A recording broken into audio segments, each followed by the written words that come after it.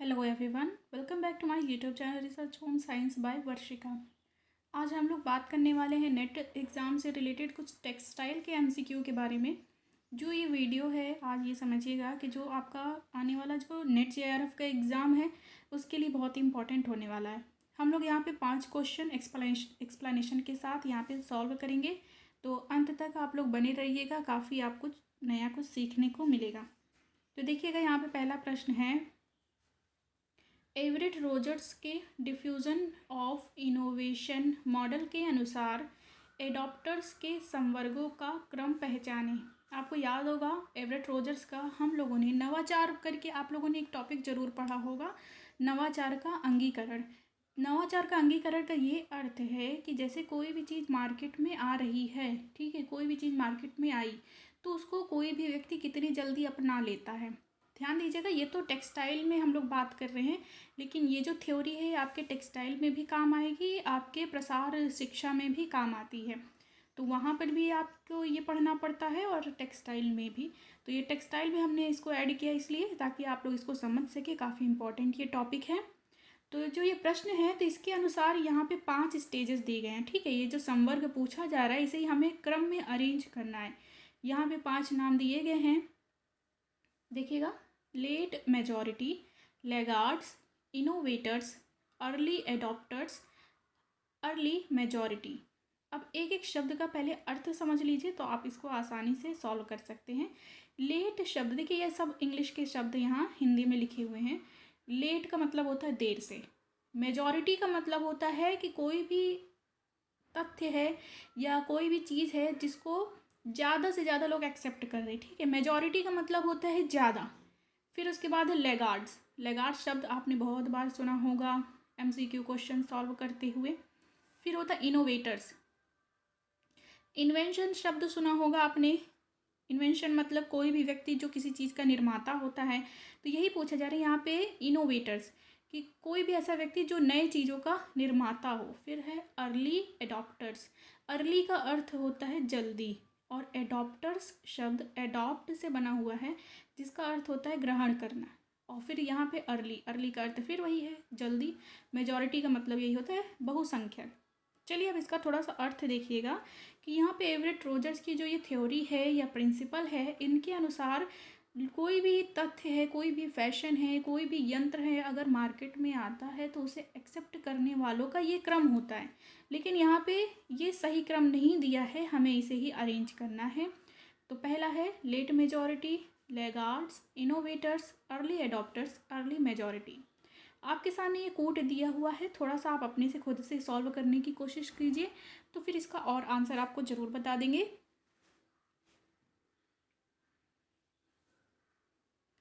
ध्यान दीजिएगा, इसका सही आंसर होगा ऑप्शन नंबर 3। सबसे पहले आएगा इनोवेटर्स, ठीक है। देखिए 3 में डी में 3 होगा ऑप्शन सबसे पहले। इनोवेटर्स सबसे पहले आएंगे। उसके बाद आएगा अर्ली एडॉप्टर्स। अर्ली एडॉप्टर्स आपका ये लिखा हुआ है। फिर इसके बाद आएगा, ध्यान दीजिएगा, अर्ली मेजॉरिटी। थर्ड नंबर पे आता है अर्ली मेजॉरिटी। यहाँ देखिएगा थर्ड ऑप्शन 5 नंबर ये दिया हुआ है। फिर इसके बाद ध्यान दीजिएगा लेट मेजॉरिटी पहले नंबर पे। फिर इसके बाद लास्ट में आते हैं लैगार्ड्स। ध्यान दीजिएगा, इनके कुछ परसेंटेज भी हैं जो एग्ज़ाम में आपसे पूछे जाते हैं। जैसे आपसे कहा जाए इनोवेटर्स का प्रतिशत कितना होता है, कोई भी नई वस्तुओं का निर्माता जो होते हैं, अन्वेषण होता जो किया जाता है, उनका कितना प्रतिशत होता है, तो याद रखिएगा 1 से 4% किनका होता है, इनोवेटर्स का। ऐसे ही अर्ली एडॉप्टर्स का अगर बात किया जाए तो अर्ली एडॉप्टर्स का प्रतिशत होता है 10 से 12%। अर्ली मेजॉरिटी की अगर बात की जाए तो इनका प्रतिशत होता है 35%। लेट मेजॉरिटी की अगर बात की जाए तो लेट मेजॉरिटी का प्रतिशत होता है 33 से लेकर के 35%। फिर लैगार्ड्स, इनको हिंदी में कहा जाता है फिसड्डी। ये वो व्यक्ति हैं जो किसी भी वस्तु को, फैशन को सबसे आखिरी में ग्रहण करते हैं। तो लैगार्ड्स का प्रतिशत होता है 10 से 15%। हिंदी में अगर बात की जाए तो इसी क्रम के अनुसार आप ध्यान दीजिएगा, सबसे पहले आएंगे अग्रग्राही, फिर आएंगे शीघ्रग्राही, फिर आएंगे शीघ्र बहुसंख्यक, फिर उसके बाद आएंगे विलंब बहुसंख्यक, फिर आते हैं अंतिमग्राही या फिर इन्हें ही फिसड्डी भी कहा जाता है। तो यहाँ सही आंसर हो जाएगा ऑप्शन नंबर डी। इनका प्रतिशत भी आप जरूर याद रखिएगा और ये बहुत ही ज़्यादा इम्पॉर्टेंट प्रश्न है, चाहे आपका प्रसार शिक्षा के लिए हो, चाहे आपके फैशन या टेक्सटाइल के लिए। अब देखेंगे हम लोग क्वेश्चन नंबर 2। क्वेश्चन नंबर 2 है अब आपके सामने, ये आया हुआ है नेट 2006 की परीक्षा में। एक फैशन चक्र में अवस्थाओं को अभिलक्षित कीजिए। फैशन चक्र जो बताया गया है उसमें कई अवस्थाएं हैं, जो कि मुख्य रूप से 5 अवस्थाएं होती हैं। तो कोई भी फैशन है उन 5 अवस्थाओं से होकर के गुजरता है। तो आपके सामने 4 ऑप्शन दिए हुए हैं, इन चारों में आपको 5-5 ऑप्शन मिलेगा जो सही अवस्थाएं हैं। इनमें से आपको सही छांटना है। तो देख लीजिए आप अपने से, आपके हिसाब से क्या आंसर सही आ रहा है।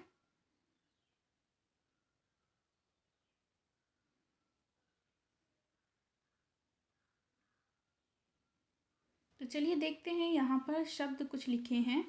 गतिवर्धन, सामान्य स्वीकृति, उत्थान, नवाचार, क्षीण होना, अप्रचलन। फिर दूसरा ऑप्शन है सामान्य स्वीकृति, उत्थान, नवाचार, गतिवर्धन, क्षीण होना, अप्रचलन। फिर है नवाचार, गतिवर्धन, उत्थान, सामान्य स्वीकृति, क्षीण होना, अप्रचलन। फोर्थ ऑप्शन है नवाचार, उत्थान, गतिवर्धन, सामान्य स्वीकृति, क्षीण होना, अप्रचलन। ध्यान दीजिएगा, जो फैशन चक्र है उसमें सबसे अंतिम चरण होता है अप्रचलन। देखेंगे आप लोग तो अप्रचलन यहाँ चारों ऑप्शन में दिया हुआ है। लेकिन एक बात और भी आप जानते होंगे कि किसी भी फैशन चक्र की बात की जाए या प्रसार शिक्षा के अंतर्गत किसी भी तरीके के उपकरण या यंत्रों की बात की जाए तो उसमें ध्यान दीजिएगा कि जो सबसे पहले किसी भी चीज़ को बनाने वाला है उसे हम लोग नवाचार कहते हैं। यहाँ हम लोग फैशन चक्र की बात कर रहे हैं, तो मार्केट में कोई भी फैशन अगर आया है तो उसको बनाने वाला कौन है और फिर अंतिम में कौन सा आएगा चरण, याद रखिएगा अप्रचलन। तो हमें नवाचार ढूंढना है सबसे पहले और अप्रचलन शब्द ढूंढना है सबसे आखिरी में। तो यहाँ देखेंगे आप अप्रचलन तो चारों में दिया है लेकिन नवाचार 2 ही ऑप्शन में दिया हुआ है। अब इनमें से आपको ढूंढना है कि आपके हिसाब से सही आंसर क्या हो सकता है। तो देखिएगा इसमें सही आंसर होगा ऑप्शन नंबर डी, क्योंकि सबसे पहले क्या होता है, नवाचार होता है। कोई भी फैशन उसका इंट्रोडक्शन दिया जाता है। फिर दूसरा चरण होता है उत्थान। अब जो भी फैशन मार्केट में आया है वो धीरे धीरे मार्केट में फैलना शुरू हो जाता है, उसकी डिमांड धीरे धीरे बढ़ती चली जाती है। फिर आता है गतिवर्धन। गतिवर्धन का मतलब होता है पीक पर सबसे ज़्यादा मांग। ये ऐसा स्टेज है कि उस फैशन की, उस वस्त्रों की मांग मार्केट में सबसे ज़्यादा हो जाती है। फिर उसके बाद देखिएगा सामान्य स्वीकृति, उत्थान, गतिवर्धन, ये एक साथ शब्द लिख गया है। तो यहाँ पे फिर देखिएगा गतिवर्धन के बाद है सामान्य स्वीकृति। फिर उसके बाद होता है क्षीण होना, मतलब वह फैशन अब लोगों की मांग से दूर होता जा रहा है, उसकी मांग कम होती जा रही है, मतलब उस फैशन का उस फैशन का जो ये प्रभाव है वो कमज़ोर होता जा रहा है। फिर उसके बाद आ जाता है अप्रचलन। याद रखिएगा फैशन चक्र में मुख्य रूप से आपको 5 स्टेजेस ही दिए जाते हैं, जिनमें पहला होता है इंट्रोडक्शन, फिर होगा राइज, फिर होता है पीक, फिर होता है डिक्लाइन, उसके बाद होता है रिजेक्शन। तो ये जो फैशन चक्र है इसको हम लोग बेल शेप में, घंटी नुमा आकार में प्रदर्शित करते हैं, ये आप अच्छे से जानते हैं। तो इस तरीके से आप इस प्रश्न का आंसर सही से लगा सकते हैं। आंसर यहाँ पे होगा ऑप्शन नंबर डी। कोई भी कन्फ्यूज़न हो आप लोग कमेंट में ज़रूर बता दीजिएगा, उसके बाद ध्यान दिया जाएगा कि आगे उस वीडियो में कोई भी समस्या आपको है तो वो ना आए। अब देखेंगे क्वेश्चन नंबर 3। क्वेश्चन नंबर जो 3 है ये नेट के एग्ज़ाम 2015 में आया हुआ है। इसमें पूछा जा रहा है निम्नलिखित में से कौन से डार्ट समतुल्य नहीं है। डार्ट आप जानते हैं कपड़ों में फिटिंग देने के लिए, उभार देने के लिए एक कुछ इस तरीके से वस्त्रों पे सिलाई की जाती है। जैसे डार्ट भी कई प्रकार के होते हैं, एक नॉर्मल आपको बता दे रहे हैं कि ये जो बस्ट पॉइंट पे, बैक पे, शोल्डर पे अक्सर इस तरीके से एक सिलाई की जाती है जिससे कि कपड़ों में फिटिंग आती है।